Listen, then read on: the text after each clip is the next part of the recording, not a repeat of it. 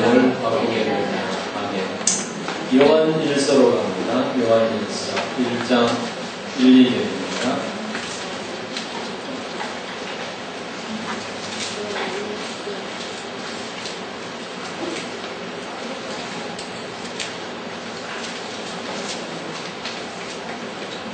요한 1서 1장 1, 2절입니다. 시작.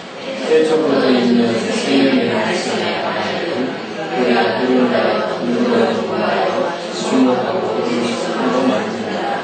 이 생명이 나타나시다가 이 영원한 생명을 우리가 보고 주목하며 너희에게 하느니 이 아버지 함께 계시다가 너희에게 말씀하신 것 된 자니라. 제가 퀴즈 하나 낼 테니까 알아보세요.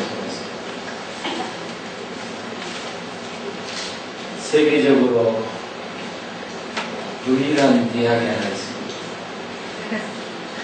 대구에 있습니다.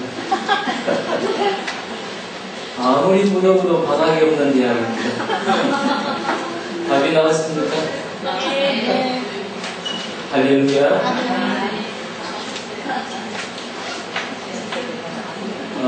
일본의 대학자가 어느 날 이제 나룻배를 타고 큰 강을 건너게 되었습니다. 그래서 이제 굉장히 긴 강이기 때문에 시간이 좀 걸리기 때문에 이 대학자가 좀 심심하고 해서 이제 뱃사공에게 말을 건넵니다. 사공양반. 그러니까 예 하고 대답하겠죠. 시랍의 철학자 플라톤을 아십니까? 그러니까 아니 뭐 뱃사공만 한 분이 어떻게 알겠습니까? 저는 모릅니다. 제가 어떻게 알겠습니까?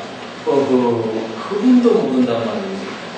당신은 인생의 절반을 잃어버렸어. 그리고 이제 한참 또 가는데 또 일본의 대학자가 입을 엽니다. 여보시오 사공양반, 프랑스 나라를 압니까? 아이고 지가 어떻게 프랑스 나라를 알겠습니까? 프랑스를 모르다니 당신은 인생의 4분의 1을 잃어버렸어. 그러면서 프랑스는 유럽의 예술 나라입니다. 그렇게 말합니다. 그러니 뭐 이 뱃사공이 뭐 평생 나가지고 뱃사공 일만 하니 뭘 알겠습니까? 또 한참 가는데 자꾸 모른다는 사람한테 또 묻습니다. 한마디 또 던지기를 이보시오 사공양반 시라는 것을 압니까? 그러니까 아이고 제가 무슨 시를 압니까? 그러니까 이 일본의 대학자가 아주 불쌍한 듯이 그 상공을 쳐다보고 있더래요. 그리고 있는데 갑자기 돌풍이 불었습니다. 돌풍이 불어가지고 배가 확 넘어졌어요. 그러니까 어떻게 두 사람이 물에 빠졌어요. 이제 일본의 대학자가 막 살려달라고 막 발버둥을 치는 겁니다.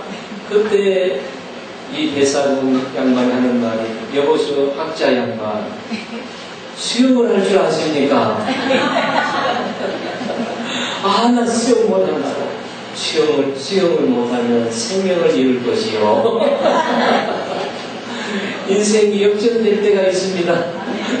역전될 수 있기 때문에 절대로 교만하면 안 됩니다. 할렐루야. 여러분 우리 여기서 하나 생각할 수 있는 것은 일본의 대학자가 그렇게 소중하게 여겼던 철학이나 예술이나 어떤 시 같은 거 이거 중요하지요.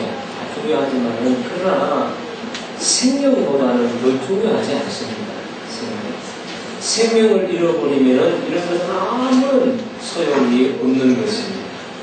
여러분 사람의 몸값이 한때 얼마나 된다고 여러분 들어본 적 있습니까?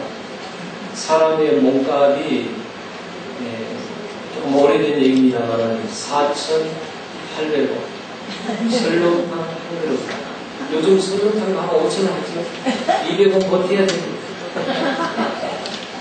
사람의 몸값 과학자들이 인체를 분석했는데 사람의 인체를 분석해 보니까 물이 2마를 탔대.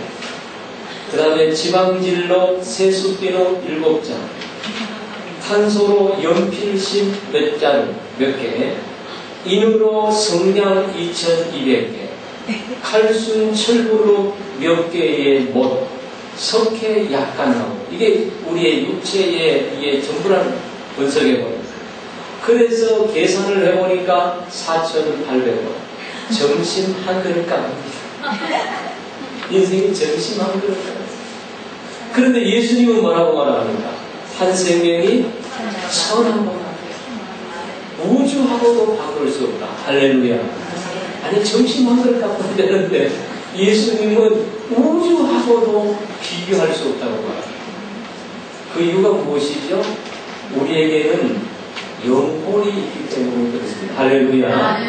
하나님의 형상을 입은 영혼을 가진 존재이기 때문에 하나님은 예수님 우리를 그렇게 존귀하게 보시는 것입니다.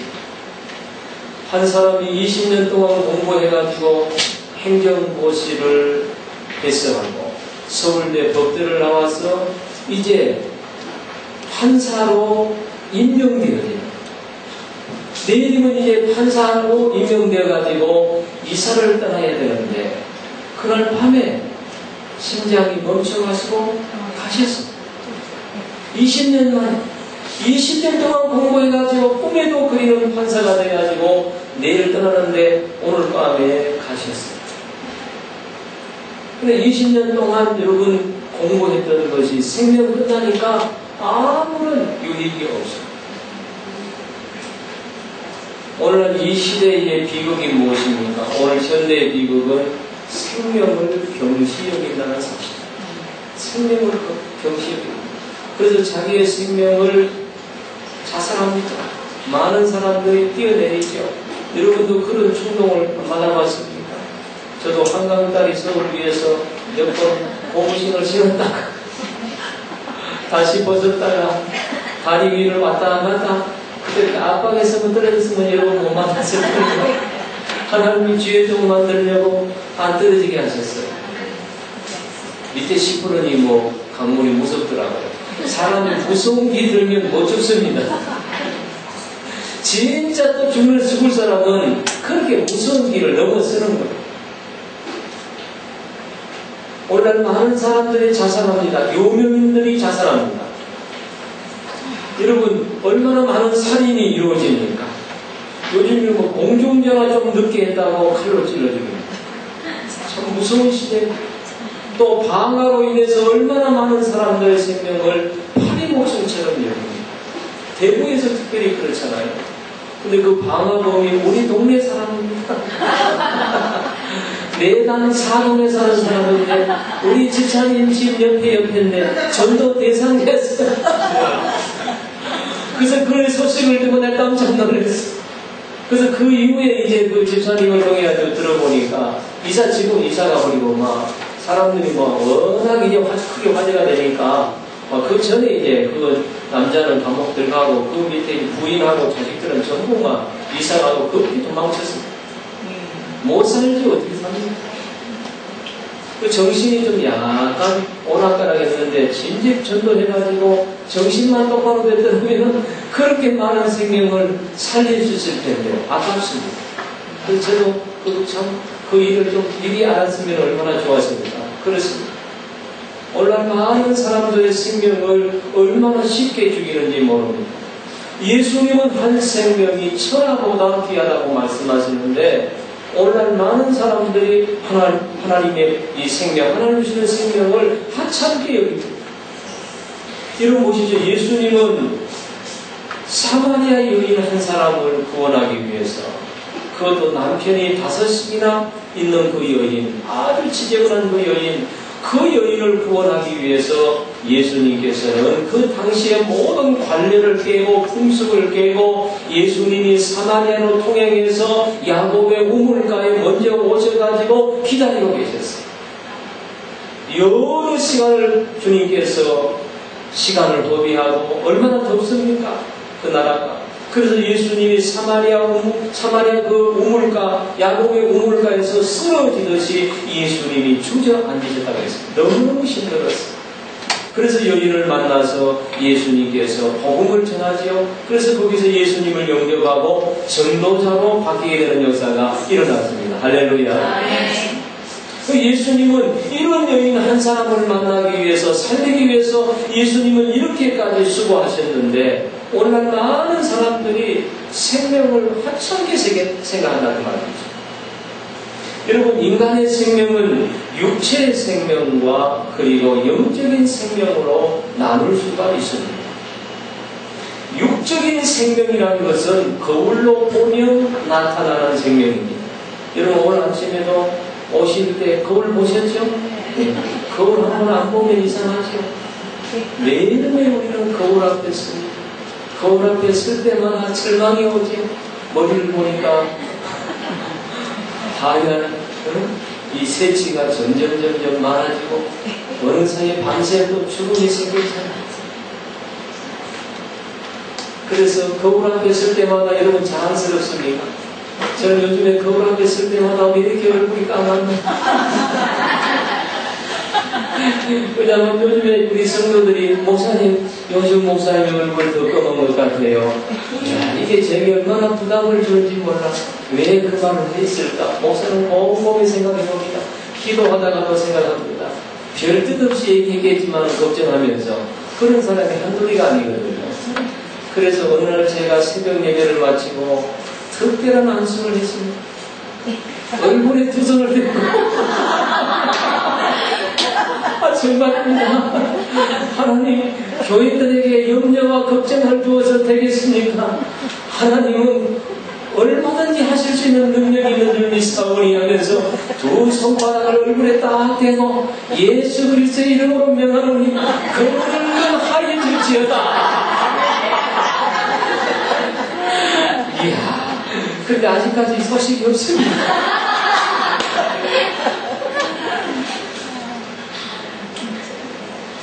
우리 교인들한테 그 얘기합니다. 얼마나 울었지요. 특별한 일을 해봐야지 간질거리가 됩니다. 그럼 저는 확신이 있어요. 천국 가면 하얘질 것이다. 그러니까 반드시 기회는 응답됩니다. 안 되는 게 없어요. 반드시 됩니다. 천국 가면 아주 하나님이 가장 아름다운 모습으로 그렇게 시커먼 얼굴 아니고 그런 얼굴로 만들어줄 줄 압니다. 뭐 천국 갔는데 시커먼면 어떻습니까? 그래서 참 별 기도를 다녀봅니다. 여러분, 우리의 육체의 생명 소중하지요. 그러나 이 육체의 생명은 세월 따라서 어떻습니까? 늙어지고 병들고 죽어지고 마치 기계가 세월 따라서 약해지고 고장나고 낡아지는 것처럼 우리 육체의 생명이 그렇습니다. 그래서 육체의 건강을 위해서도 운동을 하고 보양식도 하고 그렇게 해야 됩니다. 그렇게 하셔야 됩니다. 그래서 우리 육체를 잘 관리하면은 건강하게 사실 수 있죠. 그러나 한계가 있습니다.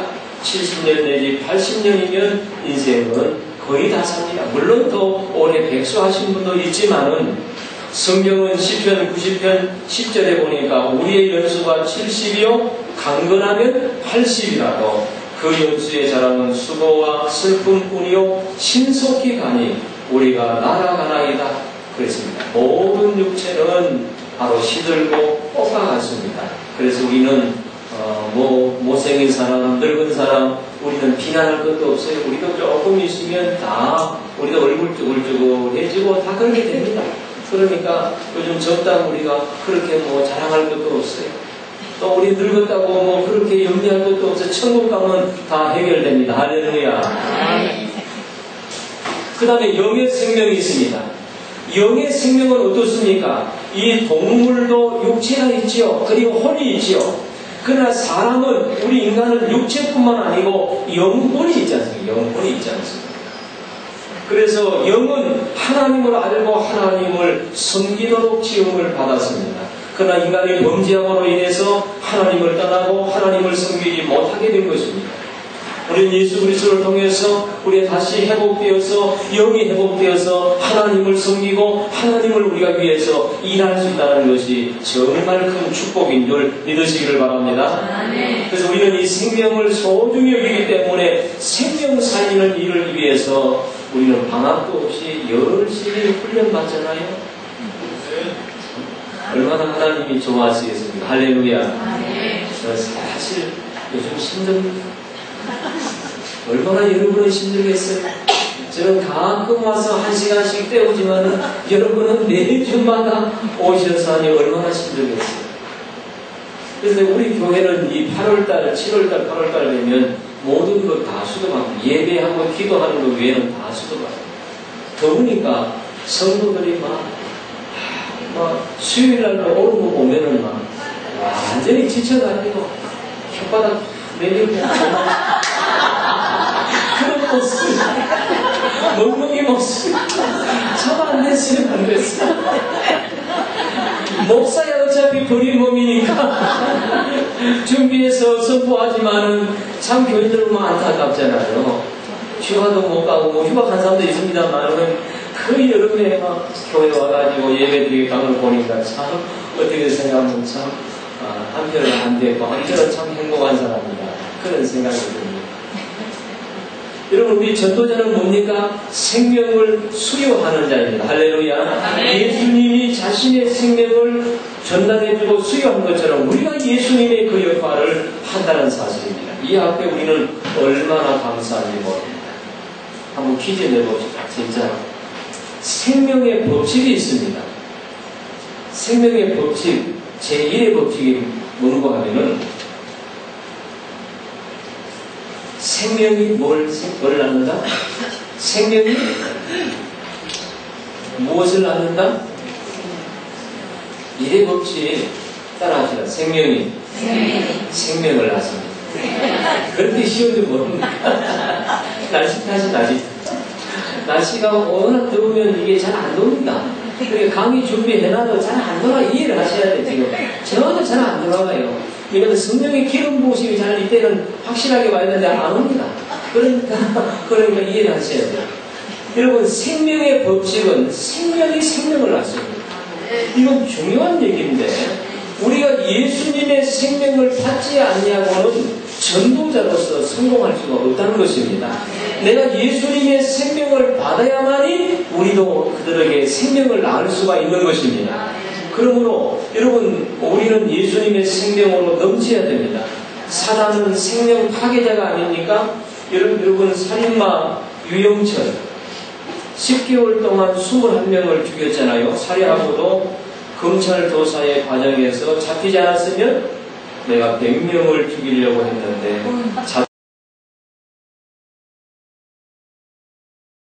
생명, 영원한 생명을 주시려고 그 자신의 생명을 버리셨습니다. 희생하셨습니다. 그래서 예수님의 생명이 얼마나 귀합니까? 그 생명을 우리를 위해서 헌신하시고 버리십니다. 여러분 생명에는 4차원의 생명이 있습니다. 여러분 생명은 사실 신비롭고 영원한 수수께끼입니다. 생명이 무엇이라고 정의하기가 어렵습니다. 그러나 우리의 생명을 4가지로 나눠볼 수가 있는데 첫째는 식물의 생명. 식물의 생명. 저기 사람을 보시면 뭐예요? 식물. 여러분 식물 집에 가면 있죠? 저기도 조형 같은 거. 생물이 아니고. 여러분 생물은 생명이죠. 그러나 움직이지를 못합니다. 자기 스스로 움직이지를 못하고 생각하지를 못합니다. 이걸 이제 쉽게 가장 낮은 차원의 생명, 1차원의 생명이라고 한번 그렇게 한번 정의를 내려봅시다. 그 다음에 이제 이해하기가 쉽기 때문에. 그 다음에 2차원의 생명은 동물의 생명입니다. 동물은 움직일 수가 있습니다. 동물은 생각할 수도 있습니다. 동물은 뛰어다니면서 그렇게 활동할 수가 있습니다. 그러니까 식물보다는 훨씬 나은 생명이죠. 그 다음에 우리가 3차원의 생명은 사랑의 생명입니다. 사랑의 생명. 이것은 특별히 하나님의 형상을 따라서 지음받은 생명. 동물에게는 말을 못하지만 사람은 말할 수 있는 기능이 있잖아요. 그리고 동물에게는 없는 영혼이 바로 우리 사람에게는 있지 않습니까? 그래서 하나님이 인간을 3차원으로 지으셨는데 인간 속에는 4차원이 들어있습니다. 그 4차원이 무엇입니까? 하나님이 생기를 불어넣으심에 사람이 생명이 된지라 그랬습니다. 그 하나님의 생기, 그것이 우리의 영혼입니다. 그것 때문에 인간은 가치가 있습니다. 그런데 우리의 죄를 범함으로 인하여서 그 4차원의 생명, 그 생명을 우리가 잃게 된 것입니다. 그러나 인간은 3차원의 생명이기 때문에 여러분 2차원은 1차원을 지배할 수가 있습니다. 그렇죠? 동물이 식물을 지배할 수 있습니다. 식물은 그 자리에 가만히 있기 때문에 동물은 얼마든지 움직이기 때문에 식물을 지배합니다. 그러나 3차원은 2차원을 지배하고 1차원을 지배하게 됩니다. 그래서 사람은 동물을 지배하고 식물을 지배하는 것입니다. 아무리 큰 덩치 큰 코끼리 할지라도 사람이 다 요리하잖아요. 다 사람이 길들이잖아요. 여러분, 사람은 자꾸 이성과 사람은 이 언어가 있기 때문에 이 손과 발이 있기 때문에 이게 자꾸 발전합니다. 그러나 동물의 세계는 발전하지 않습니다. 여러분 참새집 500년 전이나 1000년 전이나 오늘날에도 전혀 발전이 없잖아요. 재배지 그대로 아니 그대로. 그러나 사람은 얼마나 기술이 발달했습니까? 전에는 상상할 수 없는 그런 건물들을 지어내는 것입니다. 이거 인간은 계속해서 무한정으로 발전할 수가 있는 것입니다. 그러니까 우리가 4차원의 생명을 받아서도 잃어버렸어도 그 흔적이 남아있기 때문에 인간이 이와 같이 놀라운 발전할 수 있는 가능성이 있는 것입니다. 그러면 예수님의 생명은 몇 차원이겠습니까? 예수님의 생명이 4차원의 생명입니다. 여러분, 예수님은 창조주의 생명이십니다. 스스로 존재하는 생명. 우리는 스스로 존재하지 못합니다. 예수님의 생명은 죽어도 다시 사는 생명입니다. 그래서 부활의 생명입니다. 예수님의 생명은 시간과 공간을 초월하는 생명입니다.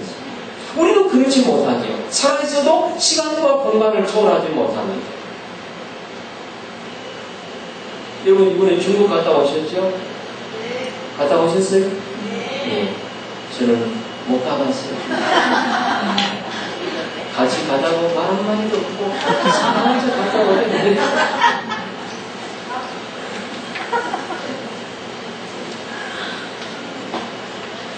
중국에 지금 우리 열방 선교회라고 우리 교단을 중심으로 우리 대구의 그 대일교회를 중심해가지고 100여 교회가 이렇게 지금 협력을 해가지고 중국의 지금 선교사를 우리 노예에서도 여러 선교사를 이렇게 파송하고 있습니다. 그리고 신학교를 한 5개 정도 세웠습니다. 그래서 지금 이제 신학교에 이제 교수님들, 우리 고려신학대학원 교수님들하고 그다음에 목사님들, 회원 목사님들이 이제 일주일에 한 번씩 이렇게 가서 집중 강의를 하고 옵니다. 그래서 저는 작년부터 이제 거기 총무가 목사님 한번 꼭 시간 내셔가지고 가정사역, 중국에도 좀 가정들이 너무 무너지고 있기 때문에 목사님 그 가정사역에 대해서 좀 한 주간 좀 말씀 좀 전해주세요. 경비나 모든 걸 다 대줍니다. 신학교 가서 이제 그 사람들 폭력하고 저는 이제 강의하시고 제가 건강이 요즘에 그렇게 좋지를 못해가지고 계속해서 미루고 못 가고 있습니다.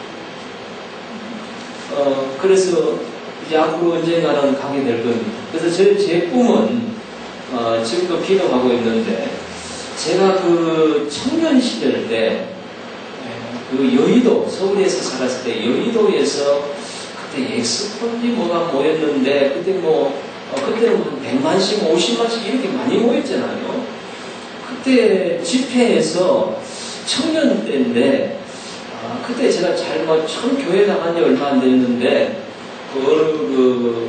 빌리그램 목사님이 오셨는지 이렇게 통역을 하면서 설교하면서 맨 마지막에 이제 예수 믿는 사람이 이제 뭐 초청을 하고 그 다음에 마지막 끝나는 날에는 선교사가 될 사람 손들라고 해요.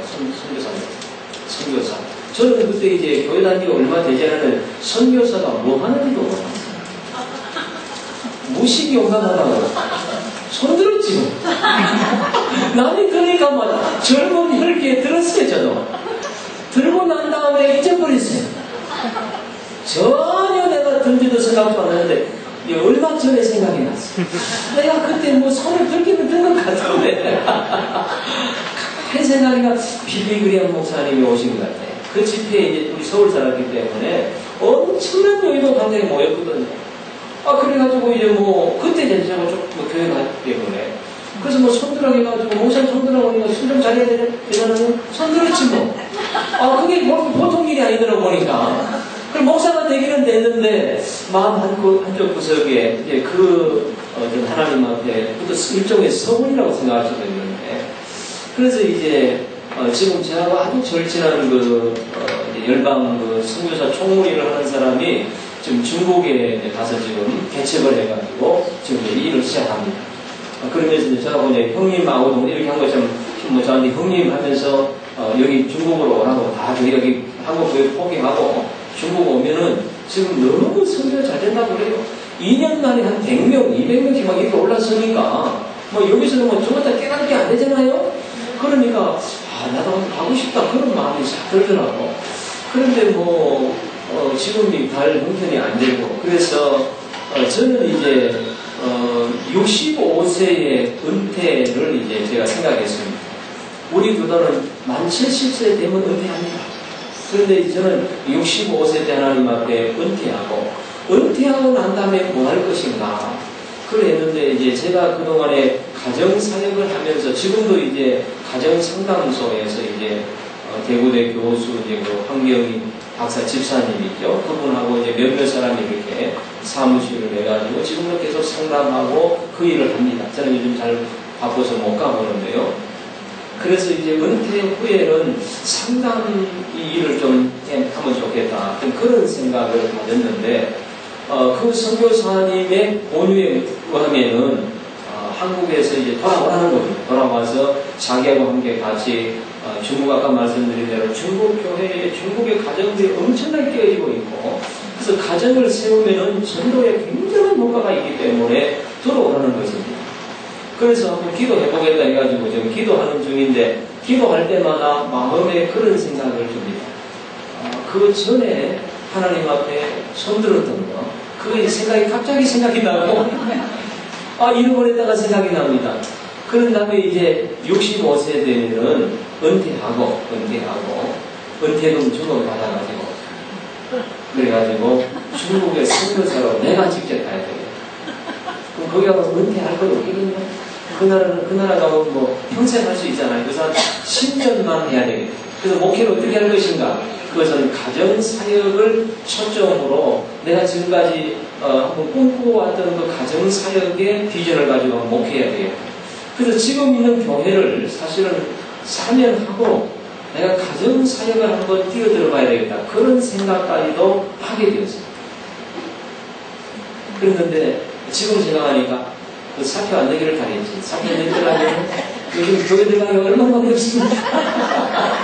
그때 한참 잘 나갔을 때 제가 겁먹고 못 한참 5월달 되면 정신없이 한 주일 되면 2탕씩 막 뛰고 이렇게 나갔을 때 너무 잘 나가니까 야 이쪽으로 나가면 굉장하겠다 싶었는데 지금 생각하니까 교만이었더라고요. 그것도 메뚜기도 한철이지 그것도 잘 못했다.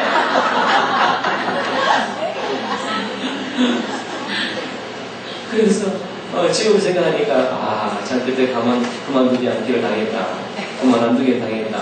그리고 저는 지금 생각할 때 하나님 앞에 하나님 건강 주시면은 65세에 은퇴하고 중국의 선교사로 하겠습니다. 그렇게 재차 지금 서원하고 있습니다. 그래서 여러분 지금 뭐 선교여행 갔다 왔지만 저는 선교사를 꿈꾸는 사람입니다. 그러니까 제가 지금 얘기하고 싶은 건 뭐냐면 여러분 그 중국 갔다 오셨잖아요. 미국 갔다 오셨잖아요. 지금도 그 중국, 미국 내가 생각하면 바로 갈 수 있죠. 내 생각은 그것이 이제 영의 세계 아닙니까? 그렇죠? 우리 생각의 세계. 그와 같이 예수님의 몸은, 부활의 그 몸은 시간과 공간을 초월한 것입니다. 미국 하면 바로 미국 갈 수 있는 거예요. 중국 하면 바로 갈 수 있어요. 수속받지 않고도 바로 갈 수 있는 것. 그것이 바로 부활의 생명인 것입니다. 그것이 바로 예수님의 4차원의 생명인 것입니다. 그래서 이 4차원의 생명은 이 3차원, 1, 2, 3차원의 모든 세계를 지배하는 것입니다. 그러면은 오직 하나님만이 생명의 근원자가 되신다는 사실입니다. 그래서 성경은 우리 하나님께서는 얼마나 생명을 사랑하시는지 동물도 피채 먹지 말라고 하십니다. 왜냐하면 생명이 피에 있기 때문에 그렇지요. 그만큼 생명을 소중히 여기셨습니다. 그리고 생명의 주인이 사람이 아니고 하나님이라는 사실입니다. 그렇죠? 동물을 만드신 이도 하나님이고 우리에게 물론 주어서 이것을 다스릴 수 있는 권세를 주었지만 그러나 원주인은 하나님이 아니십니다. 그래서 영원한 생명, 바로 우리에게 생명을 주시는 분은 하나님이라는 사실. 그래서 모든 생명은 하나님으로부터 우리에게 왔다는 사실. 그래서 우리가 이 생명을 살리는 이 일이야말로 얼마나 소중한 일입니까? 하나님의 일을, 역할을 지금 우리가 하고 있고 예수님의 역할을 지금 우리가 하고 있습니다. 할렐루야. 놀라운 일입니다.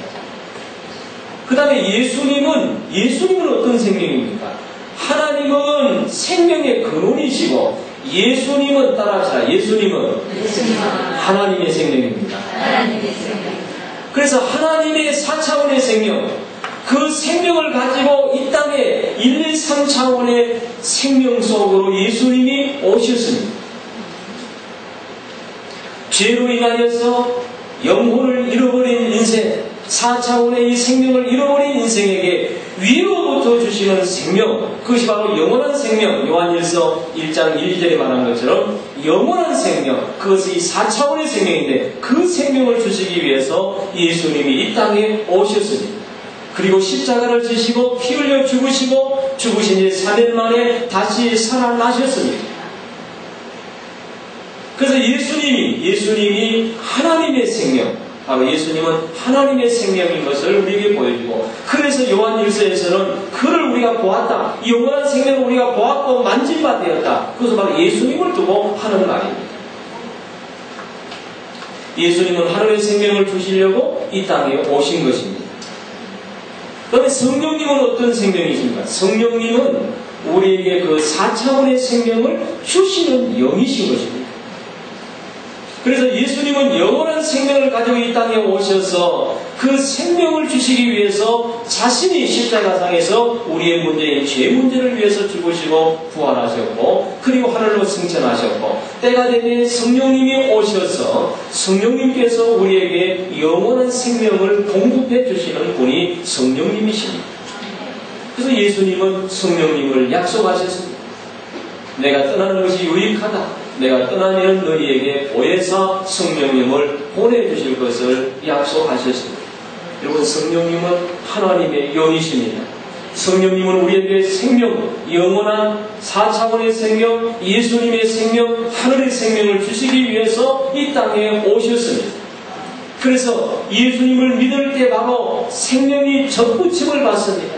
예수님의 생명과 접붙임을 받습니다. 그래서 우리는 지금 예수님과 이미 접붙임을 받은 자입니다. 할렐루야. 네. 여러분, 돌감람나무에다가 참감람나무 접붙임을 받은 어떤 역사가 일어납니까? 나무는 돌감람나무인데 참감람나무 열매가 맺게 될 줄로 믿으시기 바랍니다. 이것이 접붙임의 원리가 아닙니까? 그래서 영접이라는 것이 바로 무엇입니까?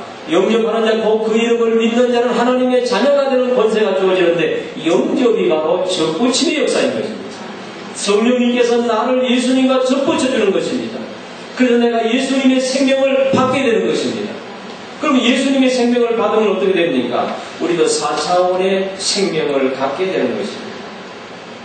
그래서 이제 성도의 생명은 영원한 생명, 4차원의 생명에 참여하게 되었다는 사실입니다. 여러분, 성령을 받고 예수를 믿으면 약속대로 영원한 생명을 우리가 얻었습니다. 한번 따라합시다. 아들이 있는 자는 생명이 있고 그 아들이 어떤 자입니까? 예수님이십니다. 그렇죠? 우리 집에도 아들이 있다. 그 아들 말고 4차원의 생명이지, 예수님 아들이 내 속에 있는 자는 생명이 있고. 왜요? 접붙임을 받았으니까. 이런 사람은 요한복음 11장 25절에 말한 대로 나는 부활이요 생명이, 나를 믿는 자는 죽어도 살겠고 무릇 살아서 나를 믿는 자는 영원히 죽지 아니하리니 이것을 내가 믿느냐. 죽어도 다시 사는 4차원의 생명을 이미 우리가 받았습니다. 부활의 생명을 우리가 받았습니다. 이제 예수님처럼 우리도 부활하게 될 것입니다. 예수님이 첫 열매고 우리는 그 다음 열매가 될 것입니다. 부활의 우리의 몸은 예수님처럼 우리는 시공간을 초월한 몸이 될 것입니다. 그때는 미국 비행기 타고 갈 필요가 없어요. 중국 그렇게 수속 복잡하게 밟을 필요가 없어요. 막 짠 하면 가버리는데 뭐. 우리는 이 생명을 하나님으로부터, 예수님으로부터 성령으로 말미암아 우리가 받게 된 것입니다. 그래서 하나님의 그 생명, 우리도 그 하나님 예배하는 일을 합니다. 할렐루야. 이 일을 하기 위해서 영원한 생명을 주신 것입니다. 4차원의 생명을 주신 것입니다. 그 다음에 이 일을, 이 생명을 우리에게 주신 이유는 이제 이 4차원의 생명을 우리가 다른 사람들에게 전해서 그들도 예수님 영접해서 4차원의 생명을 그들도 받기 위해서 우리에게 이 일을 맡기신 것입니다. 그래서 우리는 하나님을 섬기는 것과 전도하는 것, 이것이 마치 우리에게 두 다리가 같고 두 손과 같습니다. 한쪽을 잃어버리면 우리는 병신이 됩니다. 마땅히 생각나는 단어가 없으니까 아주 원수적으로 병신이 됩니다. 그러니까 우리가 하나님께 예배하는 것과 전도하는 것, 이것은 마치 우리가 하나님의 균형 있는 우리의 신앙이 성장하는 길이고 건강한 성도입니다. 할렐루야. 건강한 성도. 그러니까 전도 안 한다. 병드는 거예요. 기도만 하고 예배만 드리고 성도들끼리 모여가지고 먹기만 하고 전도 안 한다. 한쪽을 잃은 겁니다. 우리는 전도도 하고 먹기도 하고 예배도 드리고 기도도 하고 할렐루야. 건강한 성도. 여러분 같은 성도들이 교회 다 된다면 교회 부흥은 삽시간에 이루어질 줄로 믿습니다. 여러분이 가는 곳곳마다 4차원의 역사를 일으키잖아요. 그게 생명운동이에요. 할렐루야. 이 운동을 우리는 성령으로 일으켜야 됩니다. 오늘 얼마나 많은 사람들이 사단에게 사로잡혀서 헛된 길을 걸어가고 있습니다. 우리는 그들에게 예수 그리스도를 전해서 그들도 우리가 갖는 4차원의 생명, 예수님의 생명, 죽어도 사는 영원한 생명, 부활의 생명, 그 생명을 저들이 소유해야 되죠. 이 생명이 우리 교회에 풍성하기를 원합니다. 각 교회들마다 풍성하기를 원합니다. 여러분, 그래서 한 생명에 예수 믿고 돌아오면 얼마나 좋습니까? 요즘에 우리 교회는 잔치합니다. 지난주에도 두 사람이 교회 왔던 사람이 매주마다 요즘은 이제 우리는 4주 이제 새 가족이 오면은 전에는 등록을 많이 했는데 뒤에 구멍이 나가죠. 앞으로 오고 뒤로 다 빠져. 그러니까 뭐 전도 많이, 보통 1년에 이제 등록한 사람이 한 50명씩 해도 적응교회에서 열심히 전도해가지고 했는데 50명 등록해도 1년 지나고 나면은 절반 이상 다 빠져버리고 2년 지나면 3분의 2 빠져버리고 3년 지나면 달랑달랑한 몇 사람 남고 그렇습니다. 그러니까 이야, 이거 참 어떻게 하면 되겠는가. 그래서 이제는 한 생명을 하나님 보내주시면 절대로 안 놓치겠습니다. 절대는 아니지만 하나님한테 그런 각오로 절대 놓치지 않고 하나님이 이제 한 생명을 정말 양육시키겠습니다. 그래서 이제 가만히 보면 전도는 것도 소중한데 어떻게 정착시키고 양육시키느냐, 그리고 훈련시키느냐, 이 부분은 더 중요합니다. 낳는 점도 중요하지만 기르는 점도 굉장하거든요. 그렇잖아요? 그래서 이제 한 사람이 이게 등록되면은 온 교회가 총동원돼요. 그래서 한 사람 등록되면 이제 온 교회가 박수 쳐주고 찬양하고 당신은 사랑이기에 이렇게 노래 불러주고, 그리고 막 선물 성경책 주고 교회 총동을 해가지고 뭐 비누 뭐 허브 비누 타월 있는 거 이런 거 다 줍니다. 아무것도 안 해줍니다. 그 처음에 놀랬죠. 왜 이렇게 많이 주냐고. 당신은 소중하니까 많이 줍니다. 그럽니다. 남아서 그러면 안 되거든요. 아 진짜 소중하니까 그렇게 줍니다. 교회 맨손으로 와가지고 성경책 받지요, 뭐 타월 받지요, 비누 받지요, 뭐 그 다음에 또 양육지 이제 뭐 봉투 하나 좀 딱 들어가지요. 하다 보니까 저 돈봉투 아닙니다. 조그맣게 그거 가지고 갑니다. 그러면 그렇게 하고 끝나는가? 그렇지 않습니까? 한 사람이 이제 도우미, 섬김이를 딱 붙여주고 두 사람을 붙여줍니다. 한 사람은 4주 동안 섬김이, 한 사람은 이제 주간에 섬김이는 주일마다 만나가지고 이제 섬겨주는 겁니다. 교회를 소개해주고, 그 다음에 이제 그 섬김이 교제를 가지고 같이 나누고, 4주째는 이제 저한테 와가지고 제가 가르쳐주고 이제 정식 등록을 시킵니다. 첫 번째는 가등록이고, 정식 등록은 이제 4주 마친 후에 합니다. 그 다음에 양육자를 또 붙여줘요. 양육자는 어떤 일을 하는가? 양육자는 주간에 가가지고 이제 그 세 가족에게 시간 나가지고 주간에 1시간 내지 2시간 동안 따로 공부를 합니다. 주간에. 그 공부는 한 10주, 12주 계속하고 그거 마치고 나면 또 요즘에는 무슨 책인가 하면 선교사님이 우리 교단 선교사님이 지었던 책 혼자 공부할 수 있는 책, 그 책을 나눠줍니다. 그것도 2,500원짜리 계속 나눠줍니다. 나눠줘가지고 이제 그 양육자가 이제 혼자 한번 스스로 풀어보고 하면 체크 일주일에 한 번씩 합니다. 일주일에 하면서 영희 엄마 어떤 면이 어려워서 하면 혼자 하다 보면은 이제 답을 쓰고 이 면이 좀 어려워서 그러면 대화가 됩니다. 가르쳐줍니다. 그게 16주. 그래서 한 사람이 등록해서 학습 받을 때까지 6개월 보통 되잖아요. 학습 받을 때까지 책임을 지는 거예요. 그래서 이제 양육자이 계속 학습 받을 때까지 끌고 가고, 그 다음에 성김이는 4주 동안 이제 교회를 이제 그분이 계속 오실 수 있도록 전화하고, 그렇게 하고 이제 교회 오시면 같이 옆에 앉아가지고 식사도 같이 하고 성기도 전해주고 계속해서 서비스를 합니다. 그리고 주말에는 12주 동안 계속 편지가 가지요. 양육 편지가 나갑니다. 그러니까 막 2중 3중으로 계속 한 사람에게 집중하는 것입니다. 그리고 4주가 되고 나면 전에 같으면은 뭐 한 주 오고 세 가족 일자리 무슨 일이 있어가지고 또 빠지고, 뭐 한 주 오고 또 한 달 빠지고, 그러다 보니까 막 힘이 해지는 거라. 그런데 요즘은 막 계속 잘합니다. 할렐루야. 계속 와가지고 뭐 한 달 되니까 이제 뭐 등록한 사람이 이제 세 가족이 이제 수료하게 되는 거거든요. 그래서 이제 그때는 이제 처음에 할 때는 가등록이고, 가등록할 때도 잔뜩 선물 주지만은 수료할 때는 전 교인들 대예배 때 합니다. 전 교인들이 보는 가운데서 수료증을 이렇게 만들어 줍니다. 4주 동안 이제 이 양육 공부를 잘 했기 때문에 정식으로 하나님의 자녀가 되고, 그 하나님 예수님을 영접하고 이제 그 작업을 계속 하지요. 양육반에서 계속 이렇게 하지요. 그래서 하나님의 자녀가 되고 이제 우리 서도교회 정식 이제 교인이 됐음을 이제 그 증명을 이렇게 해서 수료증을 이렇게 줍니다.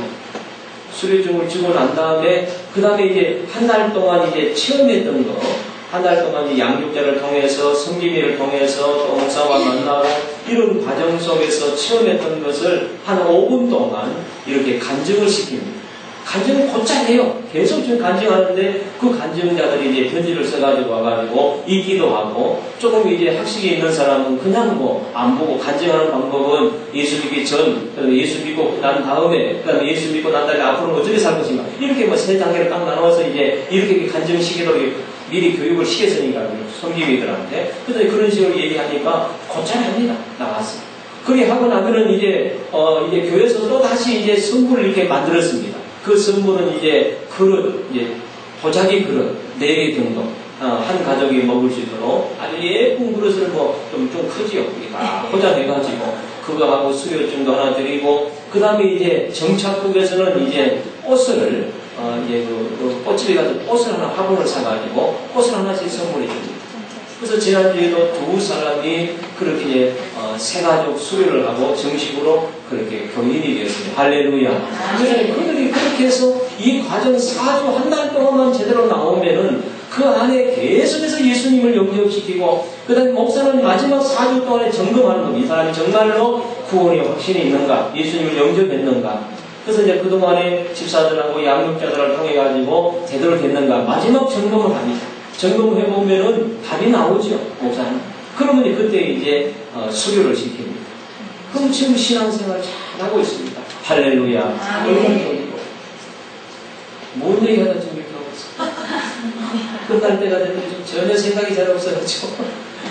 그래서 우리가 이 전도하는 것도 참 중요한데 양육하는 게 너무너무 중요해요. 양육하는 거. 그래서 일단 교회에 정착을 시켜야 되겠고 정착시킨 사람을 잘 양육을 시켜야 돼요.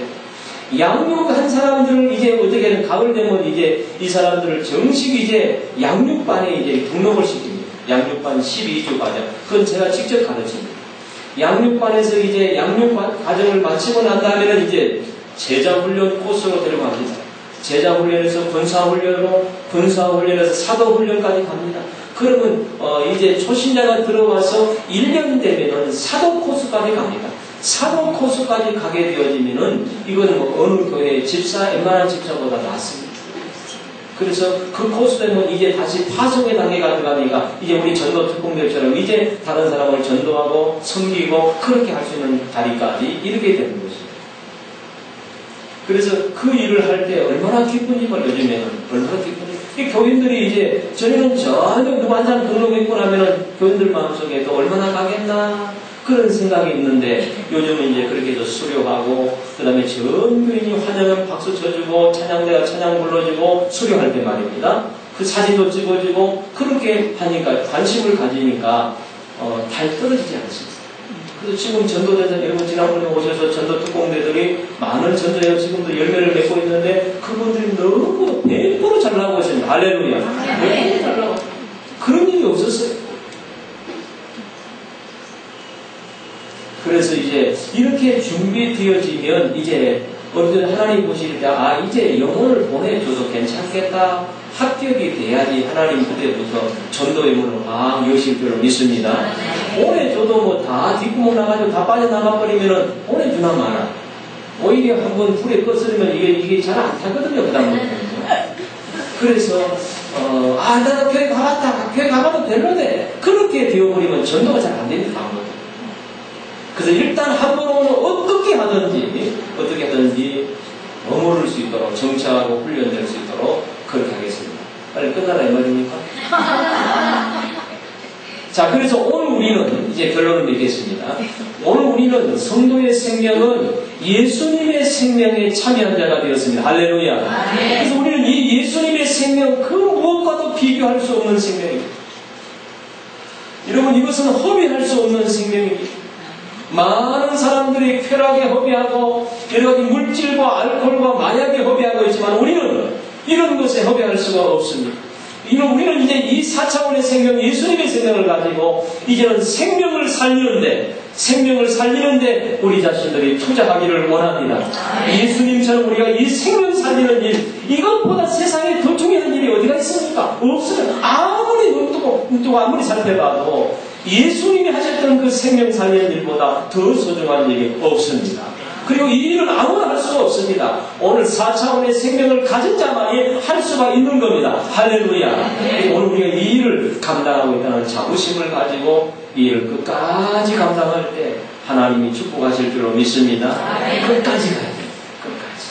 우리 전도대학도 끝까지 가는 법을 가르쳐야 돼요. 우리도 처음에는 많이 오잖아요. 중간에 구멍이 나가지고 우수수 뒤로 빠지잖아요. 그러니까 이것도 우리 연구해봐야 돼요. 왜 빠지는가?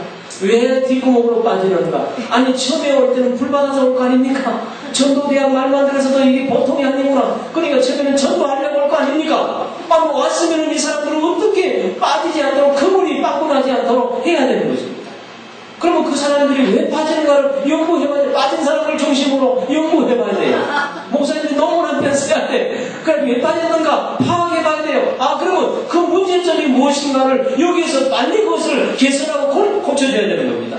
왜냐하면 하나님께서 저는 생각할 때 전도대학 정도 온다고 하면은 구원의 확신과 더불어서 사명감이 없이는 못 올 줄로 믿습니다. 사명감이 있으니까 하나님 보냈으니까 왔을 거 아닙니까? 하나님이 보내서 왔는데 우리가 그들을 잘 양육하고 훈련해가지고 사도로 내보내는 것이 전도대학의 사명이거든요. 그 사명을 우리가 몇 프로, 100%는 할 수 없지만은 100명 왔으면 그래도 F 합격은 안 돼요.